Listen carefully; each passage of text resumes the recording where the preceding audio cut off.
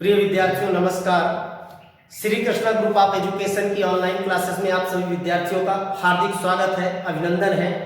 मैं सर्वेश कुमार शुक्ला, कृषि विज्ञान व्याख्याता, श्री कृष्ण विद्या मंदिर सीनियर सेकेंडरी स्कूल मनोहरपुर।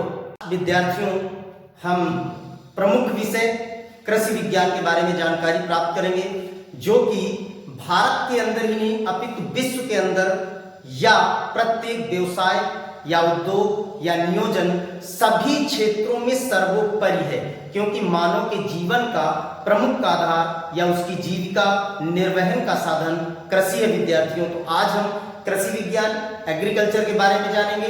तो विद्यार्थियों, सबसे पहले बात आती है कि कृषि, सबसे पहली बात आती है कृषि। कृषि मीन्स हम कह सकते हैं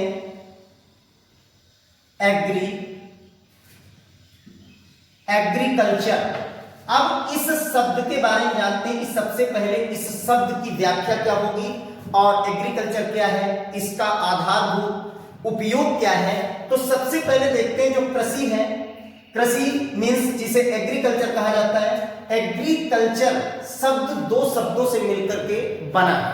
एग्रीकल्चर शब्द दो शब्दों से मिलकर के बना है, जैसे मीन्स AGRE यानी एगर प्लस CULTURE, यानी एगर प्लस कल्चरा। एगर प्लस कल्चरा। एगर का तात्पर्य होता है यहाँ पर विद्यार्थियों भूमि से। क्या तात्पर्य होता है? भूमि से। और इधर तात्पर्य हो जाता है खेती करना। खेती करना, यहां पर तात्पर्य हो जाता है खेती करना। तो एग्रीकल्चर शब्द जो है ये दो शब्दों से मिलकर के बना है। मैंने बताया एगर प्लस कल्चरा या एग्रोस प्लस कल्चरा, यानी मीन्स एगर मानी भूमि और कल्चरा मानी खेती करना। अर्थात कहने का तात्पर्य विद्यार्थियों ये है कि मीन्स भूमि पर खेती की जाती है। और ये सर्वदा सत्य है कि जितना भी फसल उत्पादन किया जाता है या कृषि पद्धतियां अपनाई जाती हैं, वो सभी भूमि के ऊपर की जाती हैं। तो भूमि पर खेती करना किस शब्द का है अगर हम बात करें तो इसका संबंध शब्द लैटिन भाषा से। किससे है? शब्द लैटिन भाषा का है। किसका है? शब्द लैटिन भाषा का है एग्रीकल्चर शब्द। तो इस प्रकार से भूमि में खेती करना। अच्छा, जहां तक हम बात करें भूमि पर खेती करना, तो मीन्स प्रमुख विषय जो हमारे बुक का है वो किसका है? एग्रोनॉमी का है। एग्रोनॉमी मीन्स सस्य विज्ञान जिसे कहा जाता है। और सस्य विज्ञान कृषि का एक आधारभूत जो है मानव या पशु या पूरे जीव जातियों के निर्वहन का साधन माना जाता है। तो विद्यार्थियों, हम सबसे पहले एग्रीकल्चर के बारे में जान चुके हैं। और एग्रीकल्चर का जो प्राथमिक जो शाखा है या कह दें या जो प्रथम स्टेप है वो एग्रोनॉमी है, सस्य विज्ञान है। और एग्रोनॉमी या कृषि से संबंधित जो है यानी फादर ऑफ कह दें एग्रोनॉमी या फिर एग्रीकल्चर, तो पियात्रे डी क्रेस्केंजी को कहा जाता है। किसे कहा जाता है? पियात्रे या पियात्रो डी क्रेस्केंजी को क्या माना जाता है? फादर ऑफ एग्रोनॉमी माना जाता है या फादर ऑफ एग्रीकल्चर माना जाता है, यानी सस्य विज्ञान का जनक माना जाता है। अब हम यहां पर सबसे पहले बात करके देखते हैं कि मीन्स भारत एक कृषि प्रधान देश है। और भारत कृषि प्रधान देश होने के साथ साथ यहां पर लगभग 70 से 75% जो जनसंख्या है, पॉपुलेशन है, वो विद्यार्थियों ग्रामीण क्षेत्र में निवास करती है। और ग्रामीण क्षेत्र में निवास करने के साथ साथ उसका जो प्रमुख व्यवसाय है, साधन है, वो क्या है? कृषि है। क्या है? कृषि है। अब हम कई बार कंफ्यूज हो जाते हैं कि अगर हम लिख दें कृषि, विद्यार्थियों कृषि, और दूसरा हम लिख दें खेती, तो अब सोचते हैं दोनों में अंतर क्या है? बिल्कुल अंतर है कि एक माध्यम में तो हम केवल सस्य विज्ञान को अपनाते हैं, यानी खेती करते हैं, फसलों का उत्पादन करते हैं या बागवानी करते हैं। लेकिन दूसरे माध्यम में हम क्या करते हैं? पशुपालन भी संबंधित करते हैं, यानी पशुपालन को भी अपना व्यवसाय बनाते हैं। और हम भारत की बात करें तो भारत में जो ग्रामीण क्षेत्र की जनसंख्या है या जो 70 से 75% जनसंख्या पॉपुलेशन ग्रामीण क्षेत्रों में है, वो किस पर? कृषि पर यानी खेती पर निर्भर है। तो इस तरह से हम कह सकते हैं कि प्रमुख व्यवसाय पशुपालन भी उनका है और उनके उत्पाद का उपयोग करते हैं। तो इस तरह से बात आती है कि 70 से 75%, मैंने बताया ग्रामीण क्षेत्र में कि 70 से 75% जो है जनसंख्या वो कहां पर, गांवों में निवास करती है, यानी ग्रामीण क्षेत्रों में पाई जाती है। तो जब ग्रामीण क्षेत्रों में पाई जाती है या ग्रामीण क्षेत्रों में रहती है वो जनसंख्या, तो उसका प्रमुख आधार कृषि है। लेकिन ऐसा नहीं है, मेरा मानना है कि 100% लोग कृषि पर निर्भर है, 100% लोग कृषि पर निर्भर है। अब वो कैसे निर्भर है, इस चीज को जानना आवश्यक है, क्योंकि हम जानते हैं कि कुछ लोग नौकरी करते हैं, कुछ लोग उद्योग धंधों से जुड़े हैं, कुछ लोग व्यवसाय से जुड़े हैं, और जो लोग कृषि से जुड़े हैं उनका तो पैतृक अपना खुद का स्वयं का परंपरागत साधन है जो कृषि कार्य करते हैं और अपना जीवन निर्वहन करते हैं। लेकिन मेरे कहने का तात्पर्य कि ये एक तो प्रत्यक्ष रूप से इनको हम मान लेते हैं कि मीन्स ये जो है प्रत्यक्ष रूप से जुड़े हुए हैं, लेकिन अगर हम बात करें तो अप्रत्यक्ष रूप से लोग जुड़े हुए हैं, क्योंकि लोगों के भरण पोषण और जीविका यानी खाद्यान्न, अनाज या अन्य साधन जो है कृषि से उत्पादित होते हैं और वो उन तक पहुंचाए जाते हैं और वो उनका खरीद करके उपयोग या उपभोग करते हैं। जैसे माना जाए एक नौकरी पेशे वाला व्यक्ति है तो उसके लिए भी सुबह की अगर एक चाय पीता है, एक कॉफी पीता है विद्यार्थियों, तो वो भी कृषि का उत्पाद है। तो इस तरह से प्रत्यक्ष या अप्रत्यक्ष रूप से सभी लोग कृषि पर निर्भर हैं। लेकिन अगर जो प्रत्यक्ष रूप से बात करें तो 70 से 75% लोग जो ग्रामीण क्षेत्र में हैं वो कुल मिलाकर के कृषि पर निर्भर है। तो इस तरह से हमने बताया कि सभी निर्भर हैं, लेकिन प्रत्यक्ष रूप से ग्रामीण क्षेत्रों में पाए जाने वाले लोग सामूहिक कृषि करते हैं और उसका उपयोग करते हैं, साथ में पशुपालन करते हैं, जबकि कुछ लोग अप्रत्यक्ष रूप से पाए जाते हैं। अब यहां पर हम विद्यार्थियों बात करते हैं सबसे पहले कि एग्रीकल्चर जो है लैटिन शब्द, लैटिन भाषा का शब्द है, दो शब्दों से मिलकर के बना है, भूमि और कल्चरा, खेती करना यानी भूमि पर खेती करना, और भूमि पर खेती की जाती है। तो हम देखते हैं किस प्रकार से हम खेती करते हैं, उसकी कितनी शाखाएं, इसको किस प्रकार से बांटा गया है। तो सबसे पहले अगर हम बात करें तो क्या करेंगे, यानी कृषि, कृषि मीन्स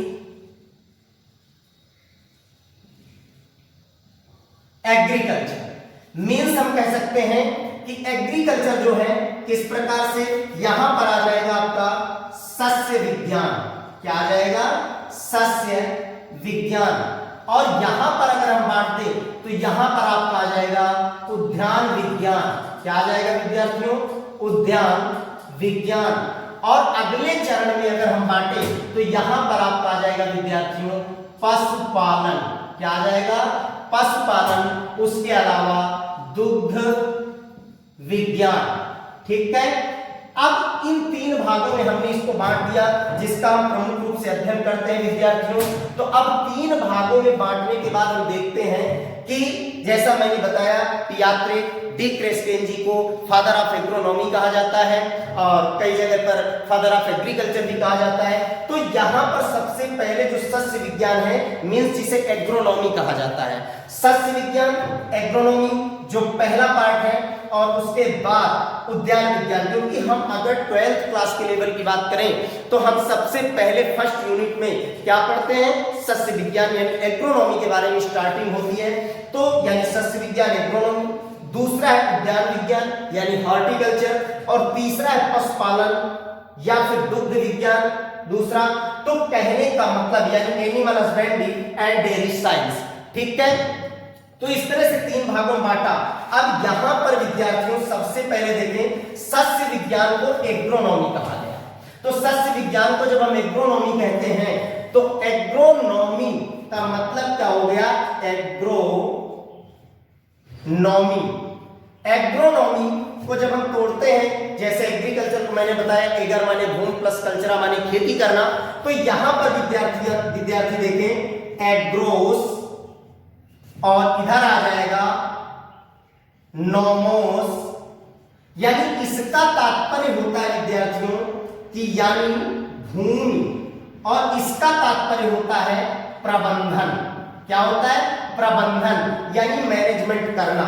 जो पहला मैं बता रहा हूं सस्य विज्ञान यानी एग्रोनॉमी, सस्य विज्ञान यानी एग्रोनॉमी पर। तो एग्रोनॉमी पर जब हम चर्चा करते हैं विद्यार्थियों, जो हमारे बुक का पहला टॉपिक है सबसे पहले कि सस्य विज्ञान ठीक है, उसके अलावा बीज और उसके अलावा क्षरण इत्यादि के बारे में पढ़ेंगे प्रबंधन में। तो सस्य विज्ञान एग्रोनॉमी, तो एग्रोस प्लस नॉमोस, तो यहां पर एग्रोस माने भूमि या एगर माने भूमि, एग्रोस कह दो या एगर माने भूमि, प्लस नॉमोस माने प्रबंधन यानी मैनेजमेंट। अर्थात कहने का तात्पर्य है कि भूमि का उचित प्रबंधन, कहने का तात्पर्य है भूमि का उचित प्रबंधन, ठीक है, भूमि का उचित प्रबंधन करेंगे, ठीक है। अब उसके बाद यहां पर मैं थोड़ा एक्सप्लेन कर देता हूं कि एग्रोनॉमी की अगर हम बात करते हैं तो भूमि का उचित प्रबंधन करते हैं, जबकि एग्रीकल्चर में आया था एगर प्लस कल्चरा यानी भूमि में खेती करना। तो सर्वथा सत्य है कि जब हम खेती करते हैं तो खेती करने के लिए हम विशेष प्रकार की पद्धतियां अपनाते हैं और शुरू से करते हैं, जैसे जुताई करना, बीज डालना, निराई गुड़ाई करना, सिंचाई करना, खरपतवारों को नष्ट करना, फसल की कटाई करना, दहाई करना, ओसाई करना, भंडारण करना, जितनी भी कृषि पद्धतियां आती हैं वो सब एक मैनेजमेंट यानी प्रबंधन के अंतर्गत आती हैं और उचित प्रकार का, अच्छी प्रकार का प्रबंधन करके ही हम सस्य विज्ञान से उत्पादन ले सकते हैं, क्योंकि सस्य विज्ञान एक कला और विज्ञान है। जैसे एग्रीकल्चर के लिए कला और विज्ञान वर्ड लगाया गया और इससे हम उचित प्रकार का विद्यार्थियों को उत्पादन प्राप्त करते हैं, ठीक है। तो इस तरह से भूमि का उचित प्रबंधन करना। दूसरा हमने आपको बताया था कि हॉर्टिकल्चर यानी उद्यान विज्ञान, सेकंड जो पार्ट इसका हमने बताया, ब्रांच बताई, वो बताया उद्यान विज्ञान। क्या बताया? उद्यान विज्ञान, यानी कहने का मतलब हॉर्टिकल्चर, हॉर्टिकल्चर। अब यहां पर जो उद्यान विज्ञान है, हॉर्टिकल्चर है, हॉर्टिकल्चर में आ जाएगा हॉर्टस, हॉर्टस प्लस कल्चरा, कल्चरा। यहां पर इसका तात्पर्य हो जाएगा गार्डन। क्या हो जाएगा? गार्डन। और यहां पर हो जाएगा खेती। तो कहने का तात्पर्य है कि यहां पर उद्यान विज्ञान जो है हॉर्टिकल्चर है, हर्टस प्लस कल्चरा यानी गार्डन, खेती, अर्थात गार्डन युक्त खेती करना, बगीचे युक्त खेती करना विद्यार्थियों, इसके बारे में जानेंगे। अब बात आती है कि उसके अलावा अगला अपना आ जाएगा जो तीसरा है, तीसरे नंबर पे अपना मैंने बताया था पशुपालन। क्या आ जाएगा? पशुपालन। और उसके अलावा डेयरी साइंस या डेयरी विज्ञान, ठीक है। अब यहां पर इसके साथ साथ क्या जोड़ देंगे? यानी मुर्गी पालन, मुर्गी पालन जिसे पोल्ट्री कहा जाता है। तो सबसे पहले मैंने सस्य विज्ञान एग्रोनॉमी में आपको बता चुका हूं कि एग्रोस प्लस नॉमोस यानी भूमि का प्रबंधन करना, भूमि का प्रबंधन करके उचित प्रकार का उत्पादन प्राप्त करना, और हम उचित प्रकार के प्रबंधन करते हैं, मैनेजमेंट करते हैं, कृषि पद्धतियां अपनाते हैं और उन्नत प्रकार की खेती करते हैं।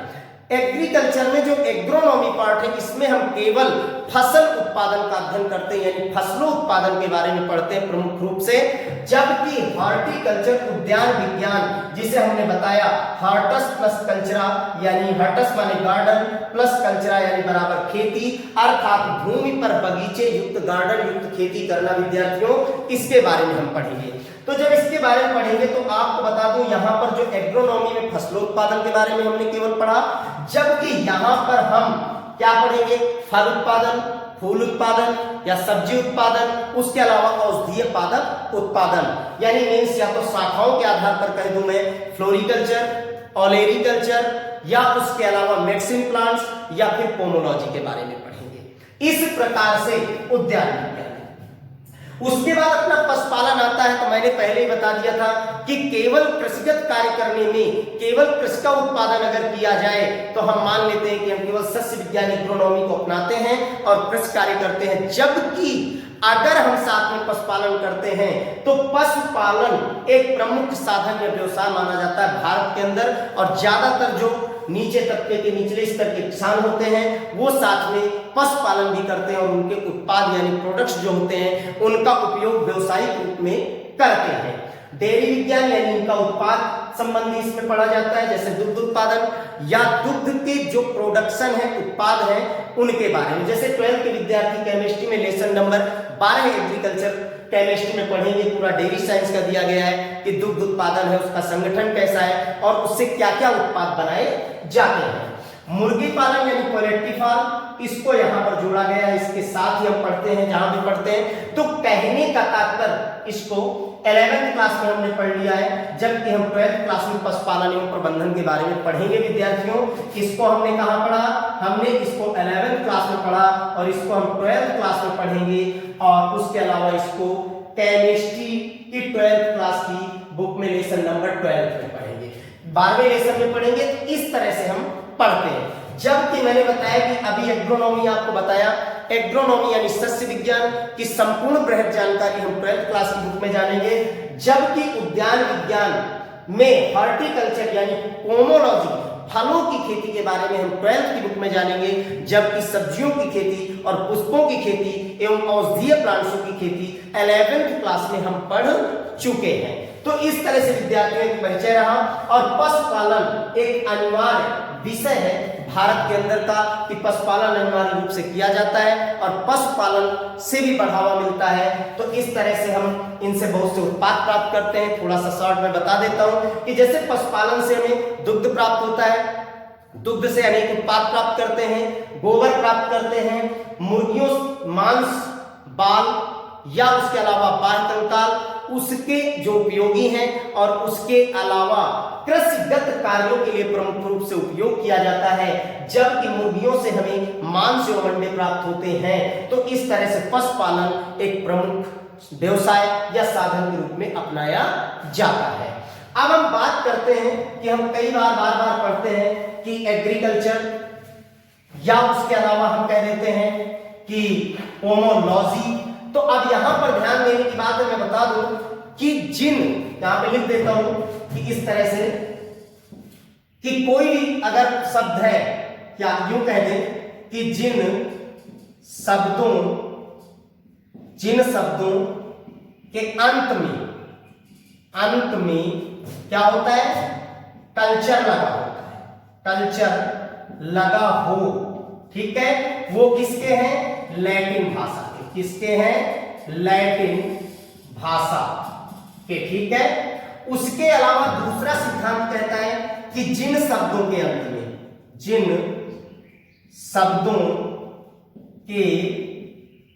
अंत में विद्यार्थियों क्या लगा हो, लॉजी लगा हो, ठीक है, वो क्या है, ग्रीक भाषा के शब्द है, ग्रीक भाषा के शब्द है। जैसे एज एग्जांपल के तौर पे बोलूं बायोलॉजी, तो बायोलॉजी या जूलॉजी ये क्या है, ग्रीक भाषा के अंतर्गत आते हैं। और इस लॉजी शब्द का तात्पर्य भी मैं आपको बता दूं, लोगोस बराबर अध्ययन करना, यानी किसी चीज के बारे में जानना। क्या मैंने बताया कि मीन्स बायोलॉजी, बायो यानी जैव जगत, लोगोस माने अध्ययन करना। इसी तरह से पोमो माने फल और लोगोस माने अध्ययन करना, यानी फलों की खेती के बारे में जानना। अभी मैंने बायोलॉजी का एग्जांपल दिया आपको, ठीक है। इस एग्जांपल के अलावा भी मैं आपको एग्जांपल दे दूं एग्रीकल्चर से भी, कि जैसे पोमोलॉजी। अब पोमोलॉजी की बात करें तो पोमोलॉजी अपवाद है, ये भी ध्यान देंगे विशेष विद्यार्थी कि पोमोलॉजी अपवाद है। मैं केवल इतना बता रहा हूं कि लोगोस बराबर अध्ययन करना, जानना, तो किसी चीज के बारे में जानना। जिन शब्दों के अंत में लॉजी लगा है वो ग्रीक भाषा के शब्द होते हैं, उसके अलावा जिन शब्दों के अंत में कल्चर लगा होता है वो लैटिन भाषा के शब्द होते हैं। अब जैसे इसके उदाहरण मैंने दिया आपको, जूलॉजी कह दिया या बायोलॉजी कह दिया, या उसके अलावा मैंने अन्य उदाहरण आपने देखे। अब यहां पर जैसे देखें बहुत सारे हम उदाहरण देख लेते हैं, जैसे मीन्स बहुत सी ब्रांचेज एवं शाखाओं के बारे में पढ़ते हैं, जैसे culture, sericulture, olericulture, viticulture, floriculture, मोरीकल्चर, ऐसे अनेक प्रकार के कल्चरों के बारे में पढ़ते हैं जो शब्द लैटिन के हैं। फ्लोरीकल्चर का मतलब होता है फूलों की खेती के बारे में जानना, ठीक है। ओलेरीकल्चर सब्जियों की खेती के बारे में जानना, पिसीकल्चर, सेरीकल्चर, मोरीकल्चर यानी शहतूत उत्पादन या रेशम की पालन, उसके अलावा अन्य प्रकार के ऐसे विटीकल्चर यानी अंगूर की खेती के बारे में जानना। तो ये सब कल्चर के उदाहरण हैं। कल्चर में जैसे मैंने बताया आपको क्या, ऑलेरी कल्चर। दूसरा मैं आपको बता देता हूं जैसे फ्लोरीकल्चर, क्या फ्लोरीकल्चर। उसके अलावा तीसरा बता देता हूं जैसे टिसिकल्चर, या उसके अलावा अगला विटीकल्चर। इस प्रकार से कुल मिलाकर के जिनमें कल्चर लगा हुआ है वो सब किसमें है, लैटिन भाषा के अंतर्गत है। तो फूलों की खेती, ठीक है, फूलों की खेती, सब्जियों की खेती, और उसके अलावा मछली के बारे में, और विटीकल्चर यानी शहतूत पालन, विटीकल्चर यानी अंगूर, यहां पर आ जाएगा अंगूर, ठीक है। उसके अलावा अन्य प्रकार के भी कल्चर है। तो कहने का तात्पर्य है इस प्रकार से हम अंतर कर लेते हैं, जहां पर लॉजी लगा है वो ग्रीक भाषा में है, और जहां पर विद्यार्थियों कल्चर लगा है वो शब्द लैटिन भाषा में है। अब हम थोड़ी सी बात करते हैं अपवाद। मैंने बता दिया है कि अगर लॉजी के अंतर्गत हम बात करें ग्रीक में, तो पोमोलॉजी यानी फलों की खेती ये अपवाद है।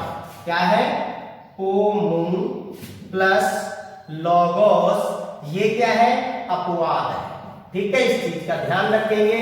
अब हम प्रमुख विषय में आते हैं अपने, कहां पर, जैसे मींस कृषि क्या है, इसकी डिफिनेशन क्या है, परिभाषा क्या है। तो सीधी बात यह है कि हम बात करते हैं कृषि के बारे में। अब इसकी परिभाषा, ठीक है, इसके बारे में जानते हैं परिभाषा।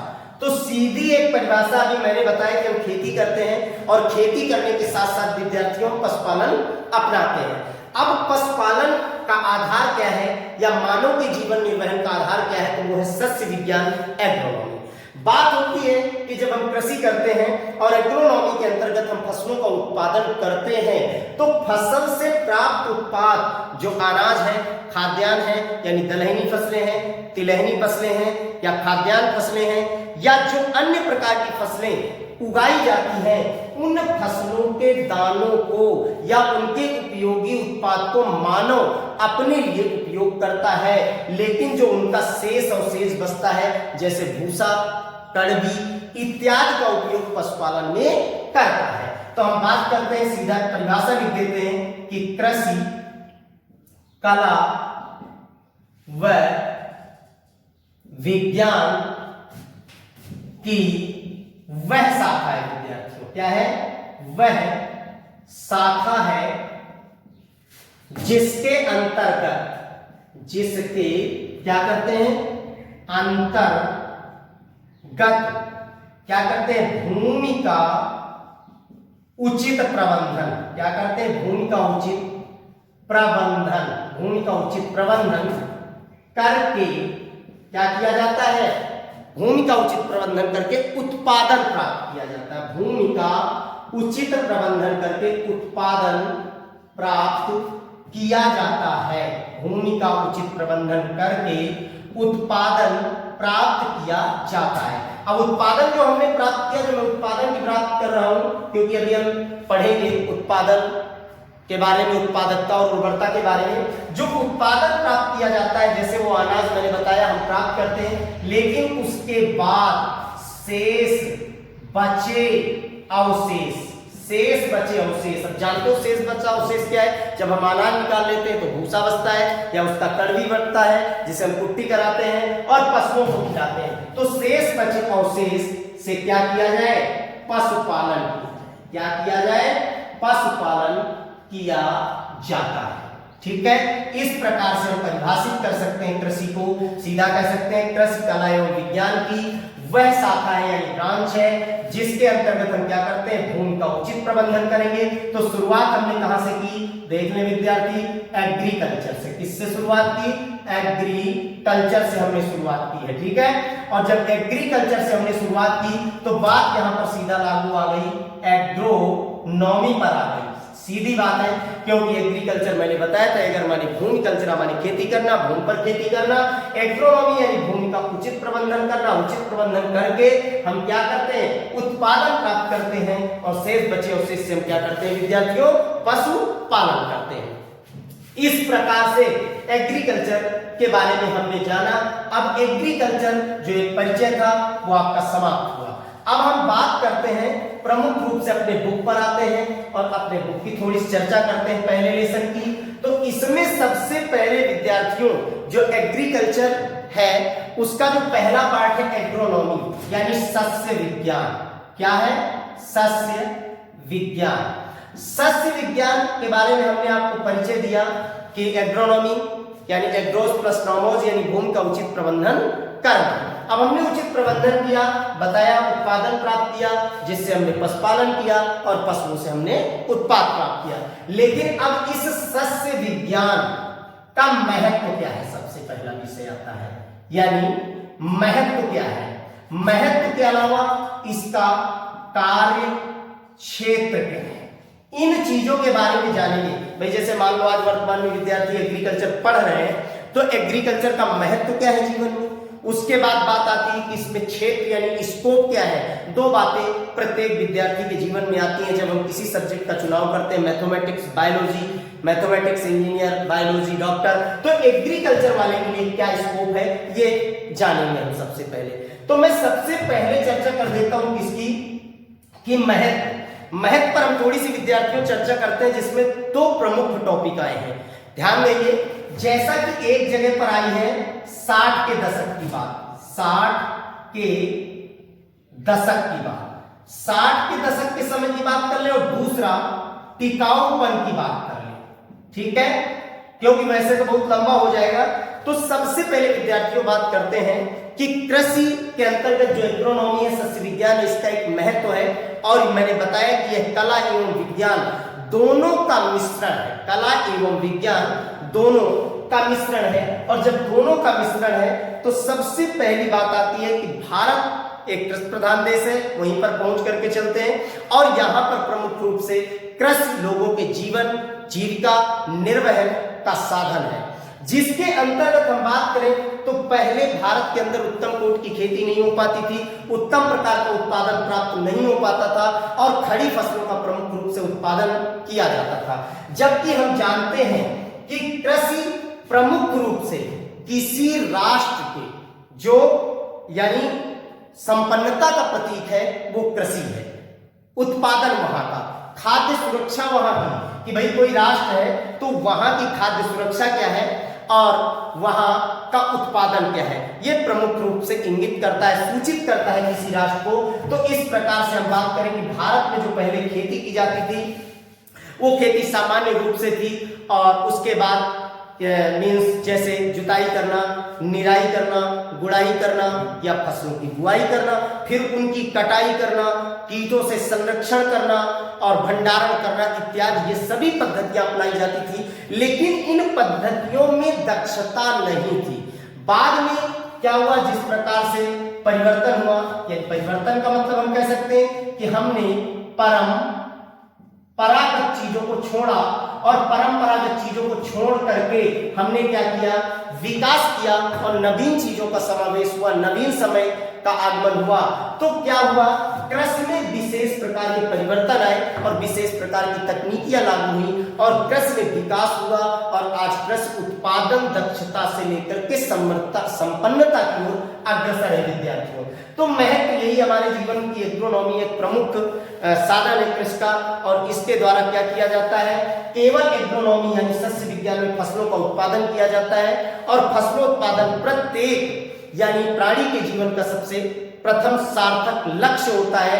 और लक्ष्य यही होता है कि किसी राष्ट्र की संपन्नता एवं खाद्य सुरक्षा वहां की खेती, कृषि, उत्पादन और तकनीकी पर निर्भर करती है। तो यहां पर हम प्रमुख रूप से बात करते हैं कि इस तरह से हम प्रमुख प्रकार की पद्धतियां अपनाते हैं और पद्धतियां अपना करके कृषि का उत्पादन प्राप्त करते हैं। लेकिन 60 के दशक की बात करें तो ये 60 के दशक की चर्चा कब की है, तो ये हरित क्रांति की बात है। और हरित क्रांति की अगर हम चर्चा करें तो ज्यादा लंबी चर्चा तो नहीं करेंगे, लेकिन हरित क्रांति में बता दूं, ग्रीन रिवॉल्यूशन जो है सबसे पहले ये किस लिए लागू की गई, क्यों इस पर प्रयास किया गया, तो हमारे भारत के जो हरित क्रांति के जनक हैं विद्यार्थियों, जो हरित क्रांति के जनक हैं वो हैं डॉक्टर एम.एस. स्वामीनाथन। कौन है, डॉक्टर एम.एस. स्वामीनाथन है। भारत के हरित क्रांति के जनक हैं डॉक्टर एम.एस. स्वामीनाथन। भारत के हरित क्रांति के जनक, हरित क्रांति के जनक कौन है? Doctor M S Swaminathan. जबकि हम वहीं पर बात करें कि विश्व के हरित क्रांति के जनक, विश्व के हरित क्रांति के जनक, तो विश्व के हरित क्रांति के जनक कौन है? तो है नॉर्मन बोरलॉग, यानी डॉक्टर नॉर्मन ई क्या है? बोरलॉग। ठीक है, ये विश्व के हरित क्रांति के जनक है। तो हरित क्रांति जब 60 के दशक में आई तो यहां से क्या हुआ? भारत की कृषि का नया उद्भव हुआ, नई अभ्युदय हुआ और नए प्रकार से नई तकनीकियों का समावेश हुआ। अब कैसे हुआ तो इतना ज्यादा बुक में नहीं, लेकिन किंतु मैं बता दूं कि 1963 यानी 1963 के आसपास, 1963 के आसपास जो है नॉर्मन ई बोरलॉग जो है भारत भ्रमण पर आए और उस समय स्वामी नाथन जो है इनके संपर्क में आए। और जब इनके संपर्क में आए, क्योंकि इनका जो संबंध था वो पूर्णतः मूलतः मैक्सिको से था। कहां से था? मैक्सिको से था। और उस समय जब इनके संपर्क में आए तो उस समय कुछ बौनी किस्में दी गई। उन बौनी किस्मों के नाम बता देता हूं, जैसे सोनालिका है, सोनारा है, लार्मोरोहो है, इत्यादि प्रकार की गेहूं की बौनी किस्मों को सौंपा गया। और वहां से क्या हुआ कि भारत में हरित क्रांति का आगमन हुआ, यानी 1963 के आसपास से 60 के दशक के बाद। ये 60 के दशक के आसपास की बात है। और धीरे धीरे जब इनका उत्पादन बढ़ता गया, दक्षता बढ़ती गई, तो साथ में तकनीकी भी बढ़ती गई। और जब तकनीकी बढ़ती गई तो मैं बता दूं, तो इस तरह से 1966 यानी 1966-67 में विद्यार्थियों क्या हुई? हरित क्रांति पूर्णतः लागू हुई। और उस समय देश की तत्कालीन प्रधानमंत्री श्रीमती इंदिरा गांधी थी, जिन्होंने डाक टिकट जारी किया। तो इस तरह से भारत में जब हरित क्रांति पूर्णतः लागू हुई तो भारत संपन्न राष्ट्र बना, खाद्य सुरक्षा में, खाद्य आत्मनिर्भरता में। और मैंने बताया था किसी राष्ट्र की संपन्नता एवं सुरक्षा का प्रतीक वहां की कृषि उत्पादन तय करती है। और नवीन तकनीकों के साथ नवीन विधियां अपनाई गई और इस तरह से भारत आत्मनिर्भर बना। तो कहने का तात्पर्य, मैंने इंपॉर्टेंस एग्रीकल्चर की बताई, उसका महत्व बताया। अब इसका वर्क क्षेत्र क्या है, कार्य क्षेत्र क्या है और स्कोप क्या है, हम इस पर विद्यार्थियों चर्चा करेंगे। तो इस पर हम चर्चा करते हैं अपने बुक के अकॉर्डिंग।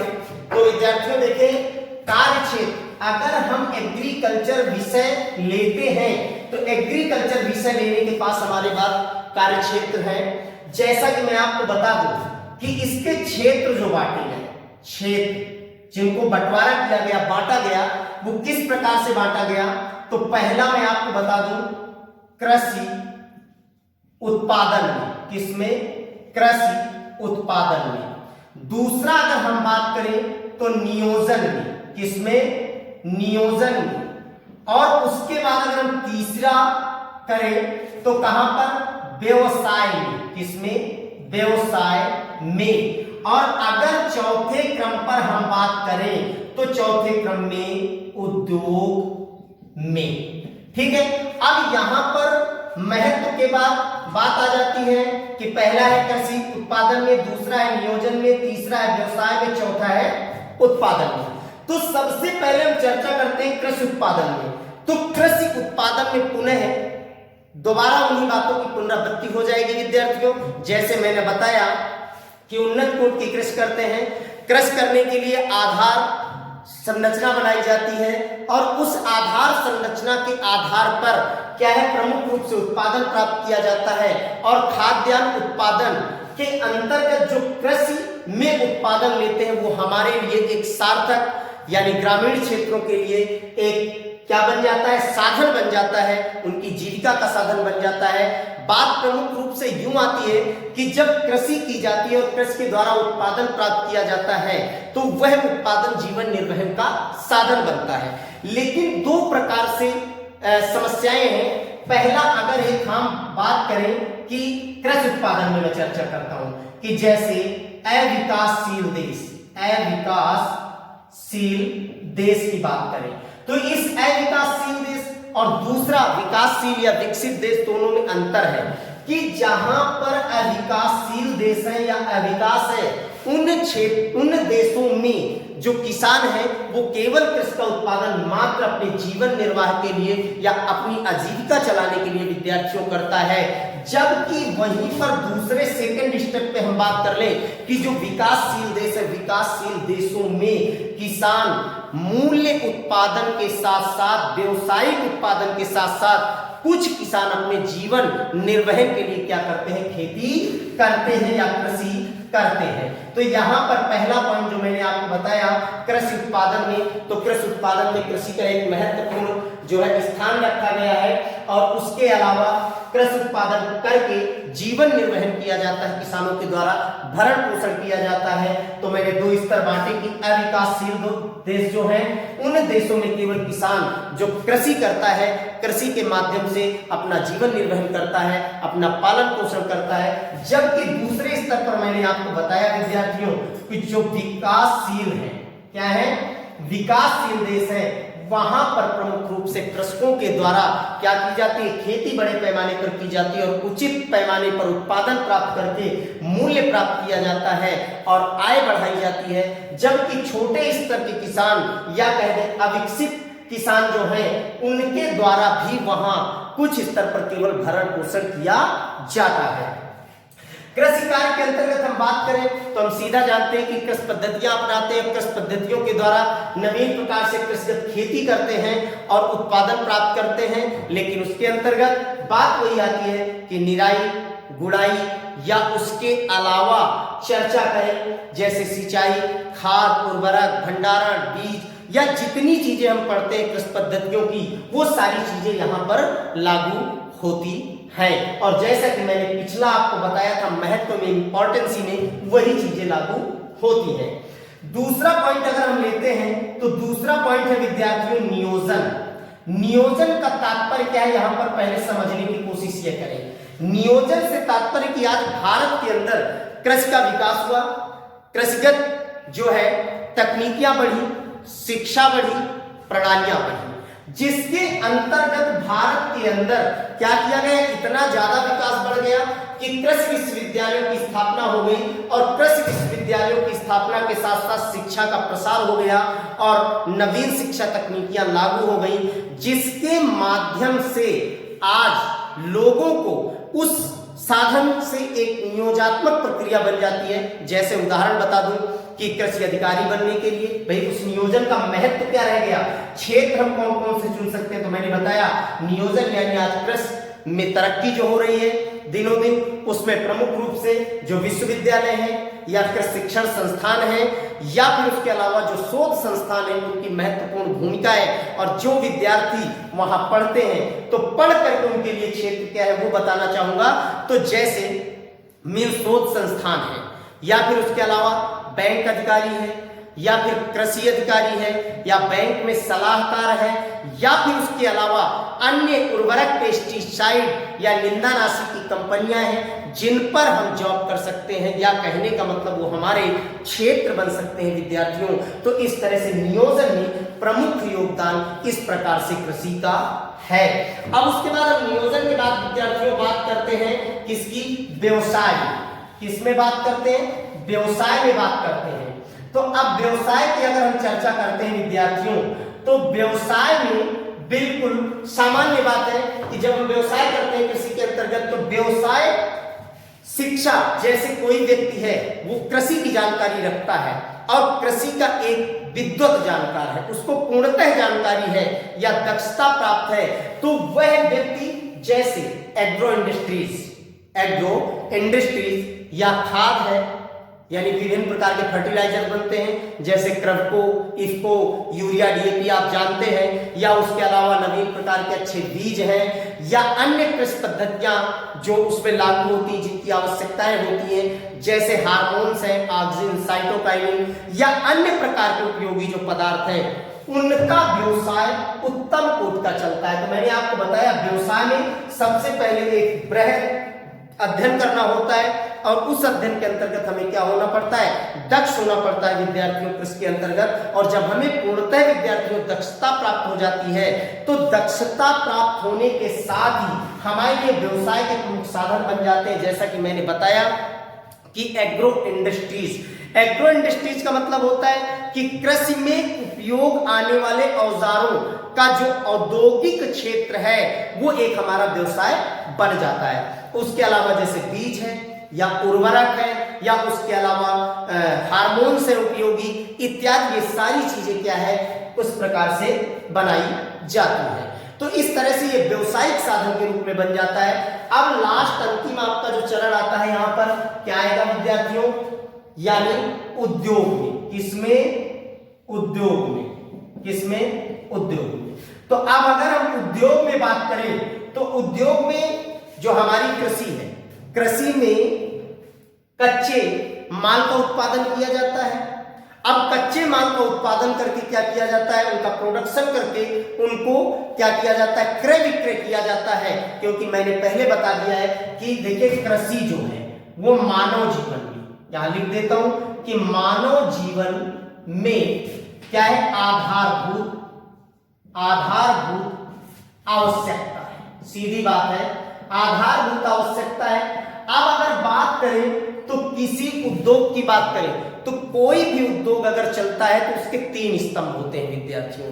3 स्तंभ क्या है, सबसे पहला कृषि है, उसके बाद व्यवसाय, उसके बाद आपका व्यवसाय आता है और उसके बाद अंतिम उद्योग आता है। तो कृषि है, फिर व्यवसाय है और फिर क्या है, उद्योग। तो इस तरह से हम कह सकते हैं कि मानव जीवन में आधारभूत आवश्यकता किसकी है, तो सीधी बात है कृषि की है। और कृषि से जो उत्पादन प्राप्त होता है, तो कृषि से उत्पादन जो प्राप्त होता है उसके बाद व्यवसाय और उद्योग, ये प्रमुख 3 स्तंभ माने जाते हैं। तो इन 3 स्तंभों में अगर हम उद्योग की बात करें तो उद्योग में कृषि करके, कृषि के द्वारा जो उत्पादन किया जाता है फसलों का कच्चे माल के रूप में और उनका प्रोडक्शन किया जाता है और उनकी उपयोगिता होती है तो उनसे उत्पाद प्राप्त किए जाते हैं। जैसे मैं उदाहरण बता दूं, पहला मान लेते हैं कि कृषि से हमने उत्पादन प्राप्त किया और कृषि से उत्पादन प्राप्त करने के बाद हमने उनका उपयोग कैसे किया, तो देखिए कच्चे माल। अब कच्चे माल के अंतर्गत क्या आता है, जैसे मान लिया जाए कि पहला हम मान लो डेयरी हमारा उद्योग है, तो डेयरी उद्योग के लिए हमें क्या चाहिए, चारा। किसके लिए, पशुओं के लिए चारा चाहिए। अब पशुओं के लिए जो चारा है, अगर पशुओं के लिए चारा मिलता है तभी ये हमारा उद्योग फलीभूत होगा। अगर चारे की उपलब्धता नहीं है, क्योंकि हम जानते हैं कि मानव जीवन से लेकर के पशु तक जो भी है वो कृषि से क्या प्राप्त करते हैं, भोजन। मानव अपने लिए भोजन प्राप्त करता है, पशु अपने लिए चारा प्राप्त करते हैं और प्रमुख मानव तन ढकने के लिए कपड़ा प्राप्त करता है। तो वो भी कहां से प्राप्त होता है, कृषि से प्राप्त होता है, कृषि के कच्चे माल से प्राप्त होता है। तभी मैंने पहले ही बता दिया था विद्यार्थियों कि चाहे वो कैसा भी व्यक्ति हो, चाहे कृषि से बिल्कुल संबंधित ना हो, लेकिन आधारभूत उसके जीवन का साधन जो है वो कृषि है। और किसी न किसी माध्यम से अगर वो सुबह की कॉफी पीता है तो वो भी कृषि से ही उत्पादित है। तो डेयरी चारा पशुओं के लिए। उसके अलावा दूसरा अगर बात कर ले, जैसे चीनी या फिर शक्कर, इसके लिए कच्चा माल क्या आएगा, जैसे गन्ना, ठीक है। उसके अलावा चुकंदर, यहां पर गन्ने का वैज्ञानिक नाम क्या आएगा, सैकेरम ऑफिसिनेरम। क्या आएगा, सैकेरम ऑफिसिनेरम। चुकंदर का क्या आ जाएगा, वीटा वल्गैरिस, ठीक है। इस प्रकार से हम क्या करेंगे, यानी इससे मींस चीनी शक्कर किससे प्राप्त करते हैं, गन्ना और चुकंदर से। चारा पशुओं के लिए जैसे कड़वी है यानी चरी है, रिंजका है, बरसीन है आदि से। उसके अलावा अगर हम बात करें तीसरे स्तर पर, तो जैसे तंबाकू किससे प्राप्त करेंगे, तो तंबाकू के पौधे से, ठीक है, जिसे निकोटियाना टोबैकम कहा जाता है, जिससे बीड़ी सिगरेट उद्योग चलता है। तो कहने का मतलब है इस प्रकार से, जैसे कपड़े वस्त्र रेशे प्राप्त करने के लिए कपास यानी 200 पीएम स्पीसीज की खेती की जाती है। तो जितने भी कच्चे माल है उनका उत्पादन करके उनसे नवीन प्रोडक्ट्स तैयार किया जाता है और इस प्रकार से बड़े पैमाने पर उद्योग फलीभूत हो रहा है। और उसके अलावा कैसे उद्योग फलीभूत होता है ये बता दो विद्यार्थी। ये तो कच्चे माल की बात रही और एग्जाम्पल के तौर पर मैंने बताया, जैसे साधनों की बात करें, साधनों की, तो साधनों में ध्यान दें कि जितना ज्यादा कृषि तरक्की करेगी, तकनीकी आएगी, उतना ज्यादा साधनों का उपयोग बढ़ जाएगा। अब साधनों के उपयोग में जैसे चर्चा कर ले कि जैसे बीज है, उर्वरक है, पेस्टिसाइड है, या कृषि में काम आने वाले सभी जितने यंत्र हैं उनकी उपयोगिता लागू होगी। इस प्रकार से कृषि औद्योगिक इकाइयों को बढ़ावा देती है तथा मानव जीवन को जो है आगे बढ़ाती है। और प्रमुख आधारभूत कृषि एक साधन है मानव के जीवन का। और मैंने बताया कि आधार स्तंभ कृषि व्यवसाय और उद्योग है तथा उसके अलावा मानव के जीवन में आवश्यकता भोजन, पशुओं के लिए चारा और तन ढकने के लिए कपड़ा है। तो इसलिए सारी चीजें हमारे कृषि से पूर्ण होती है विद्यार्थियों। तो आज का इंट्रोडक्शन हमने परिचय आपको एग्रोनॉमी सस्य विज्ञान के रूप में एग्रीकल्चर से दिया। और नेक्स्ट जो हम पढ़ेंगे मृदा उर्वरता व उत्पादकता एवं उनको प्रभावित करने वाले कारकों के बारे में। आज यहीं तक विद्यार्थियों, थैंक यू, धन्यवाद।